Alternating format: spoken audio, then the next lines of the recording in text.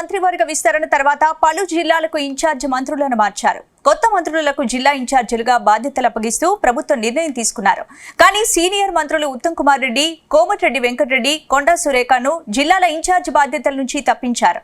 ఇన్నాళ్ళు ఇన్ఛార్జ్ మంత్రులుగా ఉన్న ఈ ముగ్గురు మంత్రులను ఎందుకు తప్పించారు? దీని వెనుకున్న కారణం ఏంటి?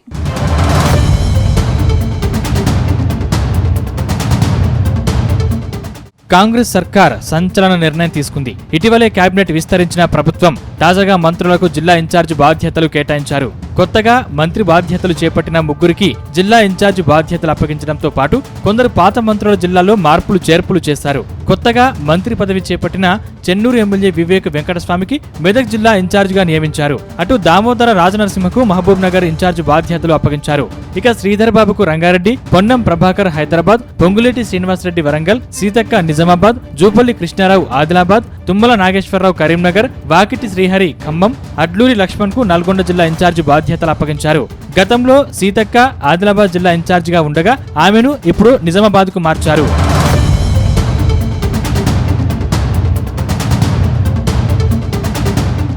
ఇక ఇన్నాళ్లు ఖమ్మం జిల్లా ఇన్ఛార్జ్ మంత్రిగా బాధ్యతలు నిర్వహించిన కోమటిరెడ్డి వెంకటరెడ్డి, మెదక్ జిల్లా ఇన్ఛార్జిగా ఉన్న కొండా సురేఖ, కరీంనగర్ జిల్లా ఇన్ఛార్జిగా ఉన్న ఉత్తమ్ కుమార్ రెడ్డిని ఆ బాధ్యతల నుంచి తొలగించారు. అయితే ఇన్నాళ్లు జిల్లాలకు ఇన్ఛార్జీలుగా కొనసాగిన మంత్రులకు ఉన్నపలంగా ఆ బాధ్యతల నుంచి ఎందుకు తప్పించారని చర్చ జరుగుతుండగా దీని వెనుక మాత్రం బలమైన కారణమే ఉందని పార్టీ వర్గాలంటున్నాయి. ప్రస్తుత CM Revanth Reddy, deputy CM Bhatti Vikramarka ఏ జిల్లాకు మంత్రులుగా లేరు. అటు సీనియర్ మంత్రులుగా ఉత్తమ్ కుమార్ రెడ్డి, కోమటిరెడ్డి వెంకటరెడ్డి కొనసాగుతున్నారు. అందుకే ఈ ఇద్దరు మంత్రుల్ని జిల్లాల ఇన్ఛార్జ్ బాధ్యతల నుంచి తప్పించినట్టు తెలుస్తోంది.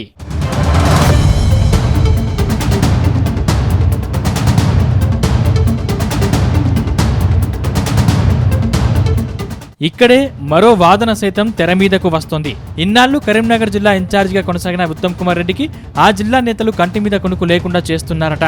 ఓవైపు మాజీ ఎమ్మెల్సీ జీవన్ రెడ్డి, జగిత్యాల ఎమ్మెల్యే సంజయ్ ఎపిసోడ్కు మంత్రి ఉత్తమ్ పెద్ద తలనొప్పిగా మారిందని అంటున్నారు. మరోవైపు ఇదే జిల్లాకు చెందిన మంత్రి శ్రీధర్ బాబు జిల్లాకు పెద్ద దిక్కులా మారిపోయారు.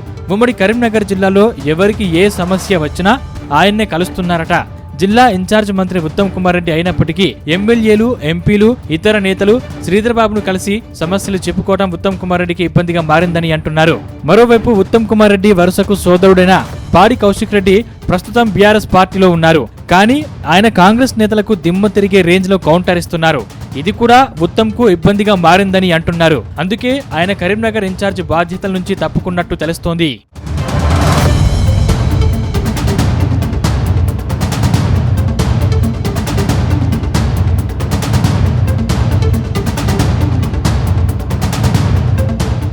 ఇదిలా ఉంటే నల్గొండ జిల్లా నుంచి సీనియర్ మంత్రిగా కోమటిరెడ్డి వెంకటరెడ్డి ఉన్నారు. ఇన్నాళ్లు ఆయన ఖమ్మం జిల్లా ఇన్ఛార్జ్ బాధ్యతలు మోసారు. కానీ ఖమ్మం జిల్లాలోనే ముగ్గురు మంత్రులు ఉండటంతో మంత్రి కోమటిరెడ్డి వెంకటరెడ్డి చేతికి పని లేకుండా పోయిందట.